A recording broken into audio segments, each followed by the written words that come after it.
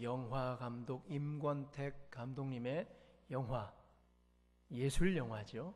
서편제가 기록을 세웠죠. 당시 관객 수 290만, 어마어마했습니다. 신기록을 세웠죠. 어째 이런 일이 있었을까? 그런데 최근에 비교해 보면 290만, 300만이라고 반올림 해보겠습니다. 300만 관객 수는 귀염둥이죠. 얼마 전 2014년 명량이라는 영화 있었죠. 이순신 장군의 활약상을 그린 그 영화가 총 관객 수가 1700만이라고 합니다. 상대가 안 되죠. 이른바 대형 멀티플렉스 영화관들을 통해 쫙 전국으로 퍼져서 관객 동원에 성공을 했기 때문이죠. 예를 들면은 CGV, 롯데시네마, 메가박스 이런 극장들 통해서 소위 대형 멀티플렉스를 통해서 옮겨간 거죠. 그런 영화관들 가보면은 일단 좌석이 굉장히 편하죠. 또 영화 상영 개수도 너무 많아요. 마음에 드는 거 골라 보면 됩니다. 언제 어디서 어떤 영화관에 가도 어느 영화든지 볼 수 있어요. 워낙 많죠, 영화가. 그 다음에 어때요? 또 백화점, 음식점, 또 모든 시설과 함께 결합되면서 다른 문화 시설도 같이 누릴 수가 있는 거죠. 그러다 보니 이전에는 영화 보러 극장 가는 것이 특별한 일이었지요. 우리 영화를 한번 보러 가자. 근데 요새는 너무나 익숙해져 있습니다. 많은 영화들이 물밀듯이 쏟아져 나오면서 영화에 대한 기대감은 상실된 지 이미 오래고, 대형화, 물향화가 되면서 영화는 예술 작품으로서의 그 가치, 그 본질을 전부 상실해 버리고 맙니다. 영화는 이제 더 이상 예술 작품이 아니라 단지 오락일 뿐입니다. 제가 이 말을 하는 제가 얼마나 가슴이 아프겠습니까? 한때 영화 감독이었는데 말이죠. 아직 제가 찍은 영화 아직 보지 못했습니까? 네. 독립영화협의회에서 제가 영화 2편을 찍었었는데, 예. 주일날 우리가 함께 모여서 예배드리는 교회들의 모습들도 예전과 많이 달라졌다고들 우리 어르신들이 말씀하십니다. 자, 인터넷을 조금만 뒤져봐도 훌륭한 설교를 얼마든지 검색해서 내가 원하는 때에 어디서든지 들을 수 있습니다. 귀가 많이 높아졌죠. 좋은 현상일 수도 있는데 또 나쁜 점은 그래서 웬만한 설교는 눈에 차지도 않습니다. 대형 교회도 많아졌죠. 세련된 건물의 교회들이 여기저기에 있습니다. 아무데나 찾아가면 됩니다. 또 우리 동네만 해도 또 잘 지어진 시설이 잘 된 교회도 많이 있지요. 자, 교회 건물마다 편리하고 또 좌석도 너무나 쿠션도 좋고 대형 화면에 또 성경 구절, 찬송과 악보가 바로바로 나오고 마이크 소리도 너무나 듣기 좋습니다. 또 전국적으로 지교회를 갖고 있는 대형 교회들도 많이 있지요. 예를 들면 대형 멀티플렉스처럼 영화관, CGV 무슨 점, 부천지점, 부평지점, 중동지점, 부산 안 퍼진 데가 없지요. 대형 멀티플렉스 교회들도 마찬가지죠. 여기저기 그 이름들을 단 교회들이 지역 구석구석 다 있습니다. 좋은 교회들 이미지죠. 그 이미지가 이미 세뇌가 돼서 그런지 대형 교회 이름들의 그 간판을 낸 지교회에 아무래도 성도들의 발걸음이 더 많이 깃들기 마련입니다. 대형 교회들은 마치 정통을 자처하며 관객 동원에 큰 성공을 이루고 있죠. 예배할 곳이 예루살렘이 있도다 외치면서 말하고 있는 것도 같아요. 우리가 바로 예루살렘이다. 우리가 정통이다. 반면 동네 작은 교회들은 어때요? 상가를 이리저리 옮겨가며 전세금 따라 지하에도 있다가 2층으로도 올라갔다가 3층으로도 올라가고 이산 저산 옮겨다니며 예배하는 마치 사마리아 사람들 같기도 합니다. 오늘날 한국 교회도 대형화, 물량주의에 노출되면서 처음 가졌던 본래의 모습들이 많이 상실돼 버린 게 사실입니다. 그래서 어른들이 말했던 것, 예전과 많이 달라졌다라는 말이죠. 자, 작은 교회들은요, 항상 큰 교회를 부러워하죠. 큰 교회가 뭐만 하면은 멋있어 보이고 그것들을 따라해 보려고 합니다. 큰 교회들은 또 신경도 안 쓰고 혼자 독식하려 하고요. 그러면서 큰 교회는 소위 정통, 큰 예루살렘이 되어가는 것 같고 작은 교회들은 여기저기 옮겨다니면서 주변인처럼 이산 저산이 되어가고 있는 것 같아요. 이산 저산은 뭐냐면 에발산, 그리심산, 즉 세겜을 말합니다. 아브라함이 처음 예배드리러 갔던 곳, 야곱이 이제 이름이 바뀌기 전에 이제 다시 고국으로 돌아와서 하나님의 사자와 씨름하고 들어가서 예배드린 곳 세겜. 모세가 죽고 여호수아가 백성들을 이끌고 요단강을 건너 하나님께서 준비하신 그 땅으로 들어가서 제일 먼저 드렸던 곳이 세겜, 바로 이산 저산이란 얘기예요. 오늘 야곱의 우물가가 있는 수가성 근처.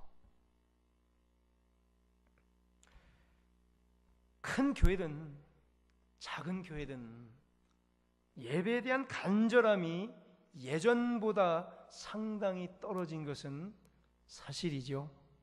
어찌 동의하십니까? 예루살렘도 아니고 이산 저산도 아니고 좋은 프로그램도 아니에요. 바로 오직 성령과 진리 안에서만 드려지는 예배를 우리 주님이 받으시는 줄로 믿습니다. 어떻게 예배 드려야 합니까? 그 방법을 오늘 본문에서 우리 주님께서 차근차근히 이 여인과 대화하면서 설명해주고 있습니다. 4장에서 오늘 읽은 본문 15절을 보면요, 우물가 여인은 영원히 목마르지 않는 생수를 달라고 예수님께 간청하지요. 그러자 16절에서 예수님께서 대답을 하시는데 예수님도 재밌어요. 한청 그래, 이제 이 물을 마시고 열심히 잘 살아, 나를 믿어, 이러면 될 것 같은데 예수님도 뜬금없는 질문을 하죠. 16절에 뭐라 그래요? 남편을 불러오너라 라고 이 우물가 여인에게 딱 말합니다. 가장 아픈 구석을 그냥 직격탄 날려버리죠. 알잖아요. 남편이 없잖아요. 여인이 이혼 5번 했고요. 지금 동거하고 있는 남자도 또 언제 헤어질지 모르는 상황. 그래서 이래대로 대답하죠. 사실대로. 남편이 5명이 있었고 어째저째 해서 지금 살고 있는 남자도 남편이 아닙니다.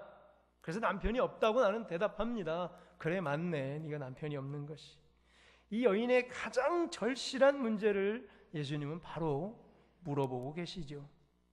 자, 이 여인은 알아차립니다. 아하, 내 앞에 있는 이 유대인 보통 사람이 아니구나. 선지자가 분명하구나. 19절에 주여 내가 보니 당신은 선지자로소이다 라고 말하는 거죠.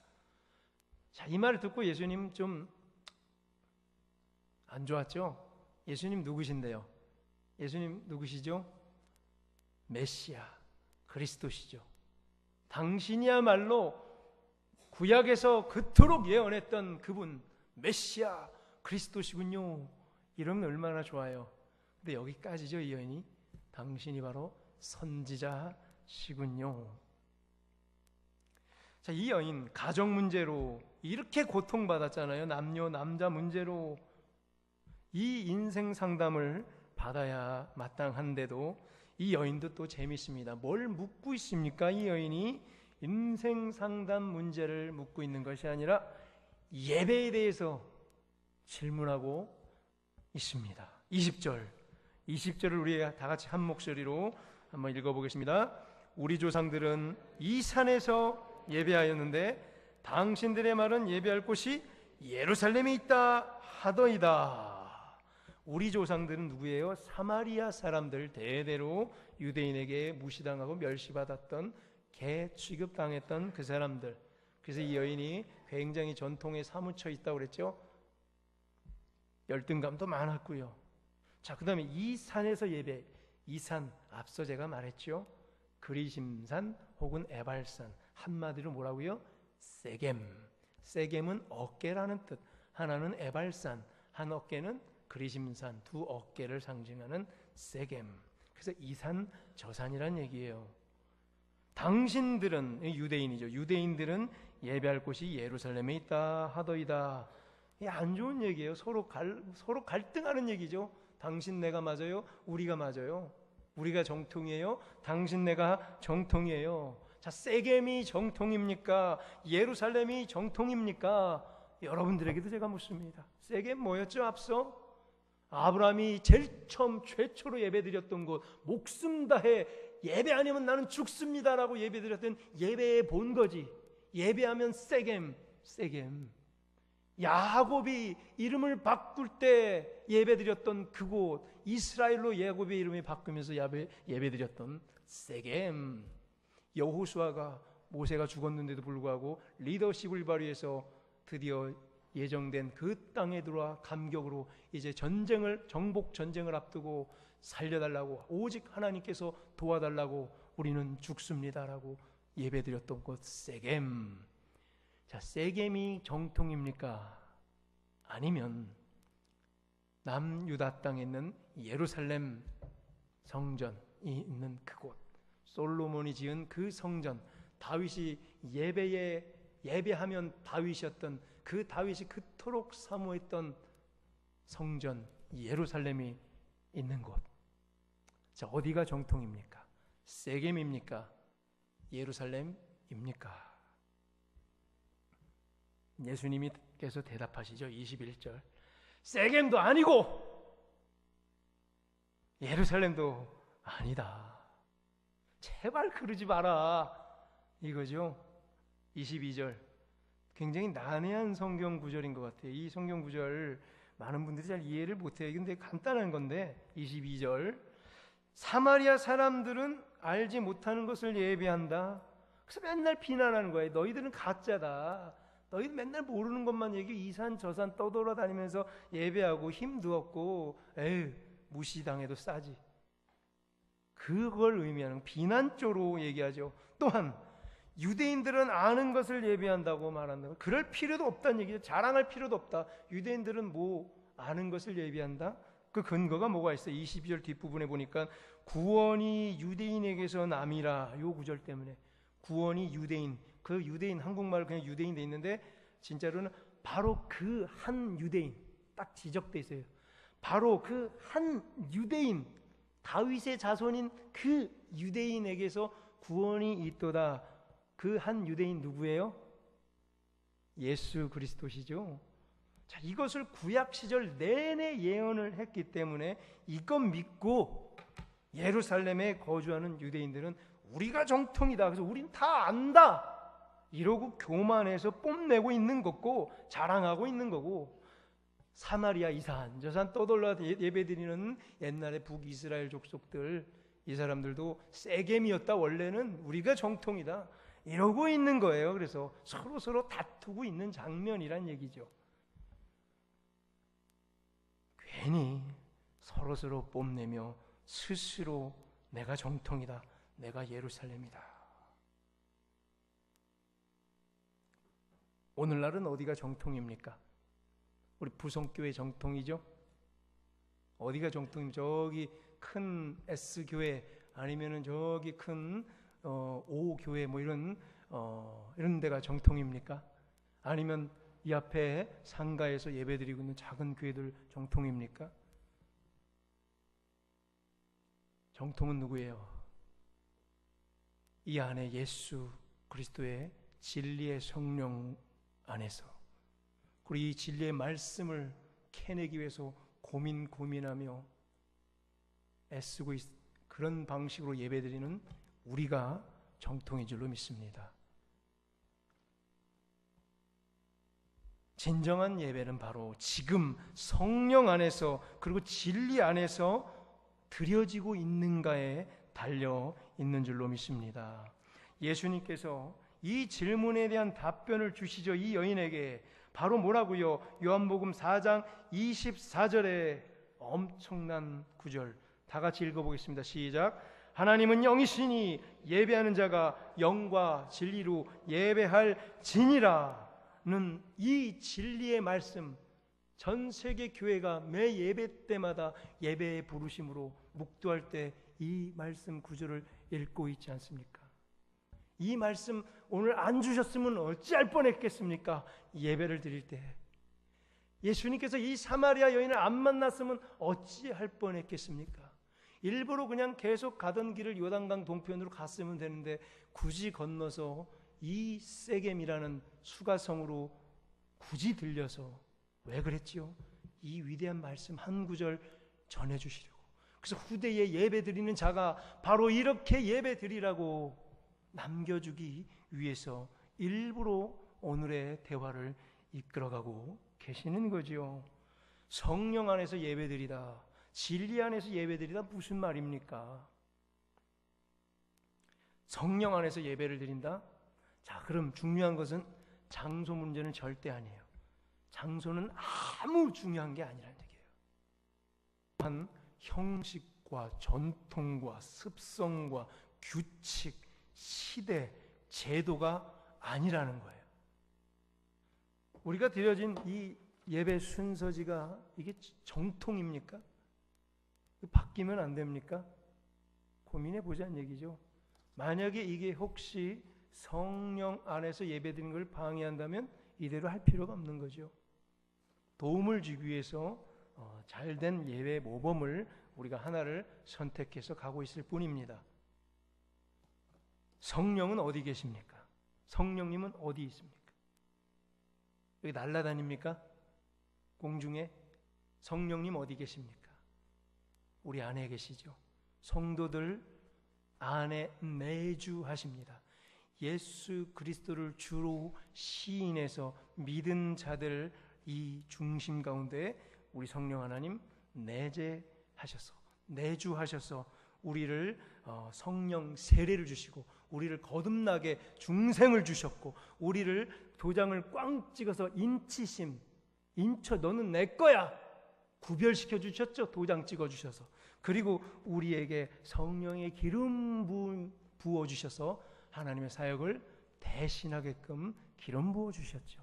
이게 성령께서 오늘 우리에게 하시는 일이에요. 바로 죄 사함을 주셔서 죄를 해결해 주셔서 새 사람을 만드는 일을 성령께서 하시는 거죠. 그럼 오늘 예배에서 성령 안에서 예배드리는 건 뭐예요? 내가 먼저 죄를 해결해야 되는 거죠. 죄 사함을 받아야 돼요. 그게 성령 안에서 예배드리는 거죠. 그리고 오늘 새 사람이 되어서 하나님의 사역을 감당할 수 있는 성령의 기름 부으심을 받고 저문을 나가는 게 성령 안에서 예배를 드리는 거예요. 이게 없으면 성령 안에서 예배드리는 게 아니죠. 이 안에 있는 성령 하나님은 어떤 일을 하시냐면 먼저 공동체 안에서 함께 영적인 교제를 나누게 하십니다. 그래서 집안에서 혼자 인터넷을 켜서 좋은 교회 예배를 과자 하나 까놓고 드리는 예배는 진정한 예배가 될 수 있겠습니까? 적어도 두세 사람이 모여서 눈과 눈을 마주치고 예배를 드려야 되는 거죠. 그럴 때 영이 서로 교통한다는 거예요. 제 안에 있는 영이 이 말씀을 준비하면서 저한테 넘치는 이 영이 여러분들과 교통을 하는 거고 그 영이 여러분들 사이사이에 교통을 하는 거죠. 그리고 공동체 의식을 다져주는 거죠. 성도들 안에 내주해 있는 성령께서 서로 반응하며 무슨 일을 벌이시냐면, 지금까지 일주일간 땅의 세계에 묶여있던 그 시간에서 여러분을 해방시켜주는 줄로 믿습니다. 땅의 시간 뭐죠? 크로노스. 땅에 얽매여서 돈 벌어야 되죠. 자녀 학교 보내고 학원비 내야 되죠. 집도 좋은 집으로 이사 가야 되죠. 좋은 차로 바꿔야 되죠. 이 고민을 해야 되는 땅의 역사 시간에서 땅의 세계, 땅의 시간에 꽁꽁 묶였던 자들을 끄집어내는 게 성령께서 하는 거예요. 거기서 묶이지 않도록. 영이라는 것의 의미는 인간 세계, 인간 시간에 최대한 묶이지 않는 상태가 영의 세계란 얘기죠. 그래서 성령이 다스리는 그 시간, 영의 시간, 계시의 시간, 뭐라고요? 카이로스라는 그 시간을 갈망하며 여기 앉아 있어야 된다는 거죠. 따라서 하나님의 백성들, 우리 모두 다 어디서 살다 왔어요? 땅에서 살다 올 수밖에 없어요. 땅에 묶여 지내면서 살다 올 수밖에 없어요. 그래서 우리는 항상 예배해야 돼요. 그때만, 그 시간이라도 우리는 땅에서 자유할 수 있게 되는 거예요. 그게 자유예요. 그런데 예배 시간에 마저 묶여 있으면, 예배 시간까지 왔는데 자유를 박탈당하면 그 예배가 아니죠. 여기서 여러분들이 자유함을 얻으셔야 됩니다. 성령 안에서 예배하는 순간 하나님의 영의 시간인 카이로스를 계속 경험하고 그 시간에 내가 묶이게 돼요. 그래서 우리는 어떻게 해요? 계속 예배 드리면 되는 거예요. 지금 예배 드렸죠? 밥 먹고 우리 1시에 또 예배 드립시다. 그 10분 쉬었다 또 예배 드리고요. 우리 계속 예배 드리고 내일 다 모여서 예배만 드리죠. 출근도 하지 마세요. 계속 예배만 드리겠습니다. 왜요? 영의 시간이 그럼 계속 묶여 있을 거 아닙니까? 근데 문제가 생기죠. 지구는 누가 지키나? 우리 애들은 뭐 먹고 사나? 그렇죠. 돈 벌어 와야 되고요. 어머니들 밥 해줘야 되고 빨래도 해야 되고 세상과 또 묶여줘야 돼요. 그래서 그나마 최대한 우리가 예배 시간을 정해놓고 새벽마다 또 수요일도 모이고 또 금요일도 모이고 또 이따가 오후에도 모여서 하나님께 계속 일부러라도 예배드린 거예요. 데몬스트레이션, 하나님께 데모하고 있는 거예요. 하나님 아니면 우리 죽습니다. 예배는 바로 죽느냐 사느냐의 문제인데 땅의 것에 더 이상 묶여있기 싫습니다. 하나님 자유하고 싶습니다. 그때 역사하는 것이 성령이라는 거죠. 어디? 이 안에 있는 성령님. 또 이 안에 있는 성령님은 어떻게 역사합니까? 내 안에 있는 성령님은 내가 성경책을 읽을 때 우리가 배웠고 국어를 알아서 이해가 되고 감정이 있죠. 그리고 의지가 있죠. 말씀을 읽게 만들어요. 성령께서, 내 안에 있는 성령께서. 그래서 성경 본문이 읽혀지게 되고 이해가 되게 돼요. 이해가 안 될 때 또 목사님들이 설교해주고 또 풀이해주고 해석해주는 걸 갖고 이해가 되게 만드는 거죠. 그게 성령 안에서 예배드리는 거예요. 성령께서 하시는 일은 진리의 성경 말씀을 이해되게 한 구절 한 구절에 역사하시는 성령 하나님을 알아차리게 하시는 거죠. 성령께서 언제 가장 크게 역사했을 것 같습니까? 죽은 자를 살릴 때? 병 고침 있을 때? 아니 홍해를 가를 때? 언제 성령께서 가장 크게 역사했을 것 같습니까? 성경책을 우리 손에 쥐어지기까지 그 과정 가운데. 이게 보통 일입니까? 볼 수 없는 하나님을 여기서 하나님을 볼 수 있잖아요. 여기 성령께서 가장 강력하게 역사하고 계세요. 그 사탄 마귀는 이걸 우리 손에서 떼놓으려고 별수를 다 쓰고 있죠.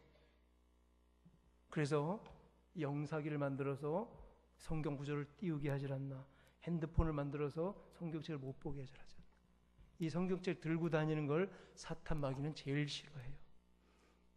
그 성령 안에서 예배를 드린다. 진리 안에서 예배를 드린다 할 때 제일 기본은 이거, 무거운 거 들고 다니는 거죠. 우리 교회는 그래서 성경책 들고 다니기를 운동을 우리 어르신들, 할머니, 할아버지들부터 실천하고 있습니다. 아무리 무거워도 나는 성경책을 들고 다니리라. 이건 굉장히 중요한 예배자로서의 선포인 줄로 믿습니다. 자, 진리 안에서 예배를 드린다면 뭐죠? 먼저 진리 안에서 예배를 드릴 때 항상 예수님을 향해야 된다는 얘기예요. 왜요? 예수님이 바로 뭐니까? 진리니까. 내가 곧 길이요 진리요 생명이라 말씀했죠. 진리 안에서 예배를 드린다. 항상 예배는 예수님을 향해 가야 된다는 얘기죠. 제가 구약 성경을 설교하든지 신약을 설교하든지 아니면 리더십을 강의한다든지 성경 공부를 인도한다든지 창조 과학을 강의하든지 아니면 심지어 영어 수업을 한다든지 이 모든 건 뭐로 가는 줄 아세요? 예수님을 향해 갑니다. 최대한 그 순간이 예배되기를 사모하기 때문이죠. 어느 예배든지 항상 반드시 오직 예수 그리스도만이 증거돼야 되는 줄로 믿습니다. 이것이 바로 진리 안에서 예배를 한다는 것이요. 25절에 보면요, 오늘 읽은 본문, 그가 오시면 모든 것을 우리에게 알려주시리라 라고 여인이 물어봅니다. 모든 것을 알려주신다라는 의미, 진리의 문제죠. 알려준다, 진리가 뭔지를 우리에게 알려준다는 말입니다. 26절에서 예수님께서 대답하십니다. 내가 그라, 내가 바로 그 유대인이다. 구약 내내 예언했던 바로 그가 바로 나다. 내가 창조주 하나님이자 내가 메시아고 내가 바로 그리스도다. 내가 진리이기 때문에 모든 것을 이 여인이 말한 것처럼 다 알려줄 그로다라는 거죠. 예수 그리스도가 진리시고 예수 그리스도를 증거하는 사도들의 글이나 또 복음서나 또 여러 예언서들, 그 말씀이죠. 성경 말씀이 바로 복음의 진리라는 거죠. 예배는 반드시 진리 안에서 드려져야 되는데, 자, 경배를 받으시는 그분이 누군지를 정확히 아는 데서 진리를 갈급하는 예배는 시작됩니다. 그가 누군가? 만약에 아무나 홀려서 만나면 안 되죠. 아무나 말씀을 가르쳐준다고 끌려가서도 안 되죠. 예수님을 정확히 알고 만나야죠. 예수님인 줄 알고 착각해서 갔더니 이 산이 아닌가 봐. 그러면 어떡할 때요? 갔더니 이단인 거죠. 무조건 열심을 해서 막 나가봤는데 예수 그리스도가 아닌 거예요. 진리가 아니면 어떡하겠습니까? 악한 영이면 어떡하겠습니까? 그래서 먼저 뭐예요? 제대로 알고 믿어야 되죠. 내가 믿는 대상이 바로 그 진리인가? 그걸 알려면 뭘 해야 된다는 얘기예요. 예수님이 누군지를 정확히 더 많이 알기 위해서는 먼저 구약에서 예수님을 향하여 뭐라 증언하였는지를 우리가 알아야겠죠. 그래서 균형 있게 구약 성경도 우리가 묵상하며 설교해야겠죠. 뭐라고 예수 그리스도를 말했는지, 또 직접 복음서에서 예수님께서는 성경에 빨간 글씨 복음서에 나와 있는 직접 뭐라 말씀했는지를 예수님의 말이라면 우리가 눈여겨서 또 읽고 해석해내야겠지요.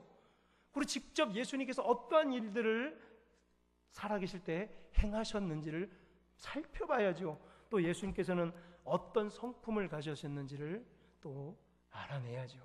그의 제자들과 사도들이 뭘 증거했으며 어떤 행동으로 예수님을 설명해냈는지를 사도행전과 또 사도 바울의 편지들을 또 계시록을 통해서 알아내야겠죠. 이게 바로 진리 안에서 예배를 드리는 그런 거죠.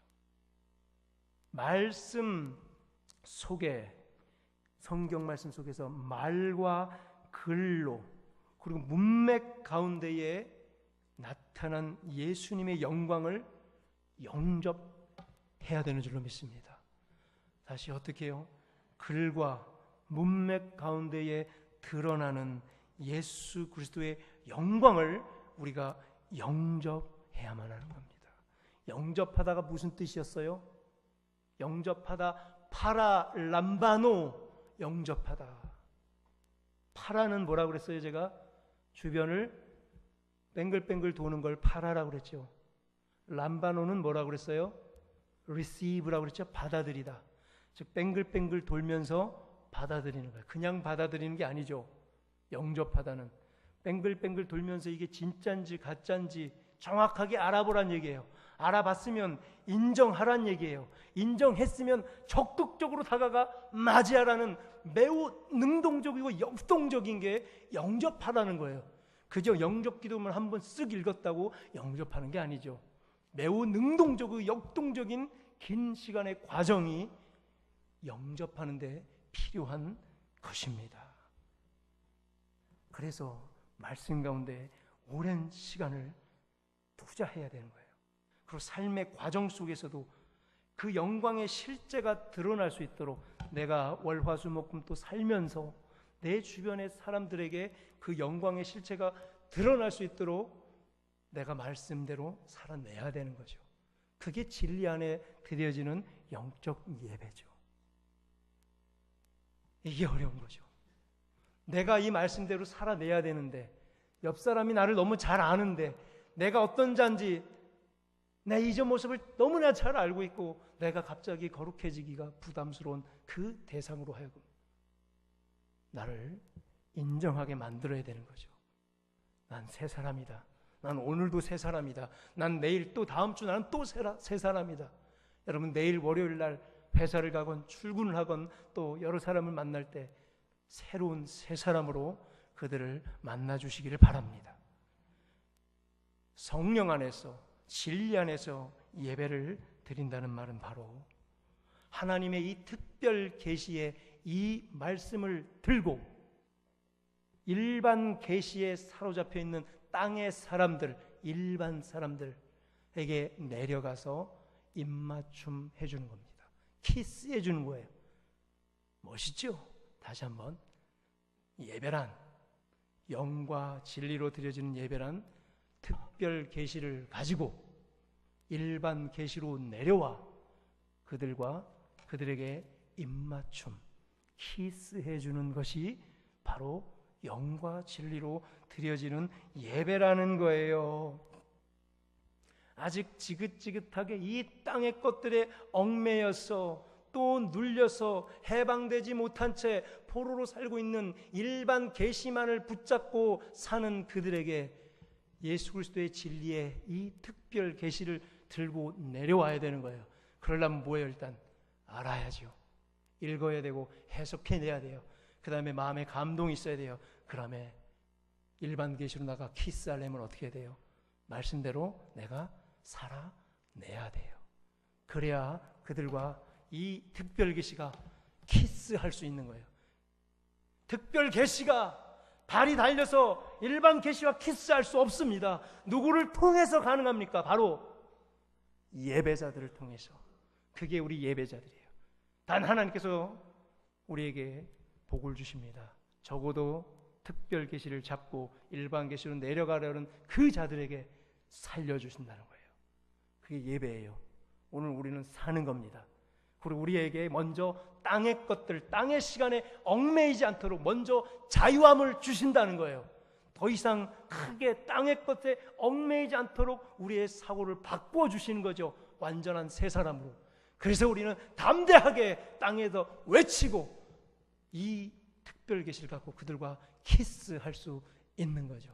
살아낼 수 있는 거예요. 모든 염려와 근심 하나님께 다 맡겨버리고 나의 생명은 오직 하나님께 달려있기에 하나님께서 그리고 반드시 우리를 살려주실 것이기에 저 문을 나갈 때 죄악으로 말미암아 죽을 수밖에 없는 우리가 예수 그리스도의 십자가 화평의 화목제로 말미암아 우리가 살았노라 외치면서 우리도 이 지긋지긋한 세상에서 화목제물로 살아보는 거죠.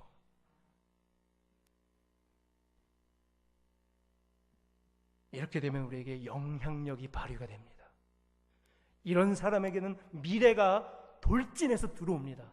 하나님께서 그런 자들 택하셔서 진정한 예배자를 택하셔서 영과 진리로 드리는 그 예배자들을 택하셔서 당신의 미래를 부어주십니다. 10년이면 되겠습니까? 20년 앞서가면 되겠습니까?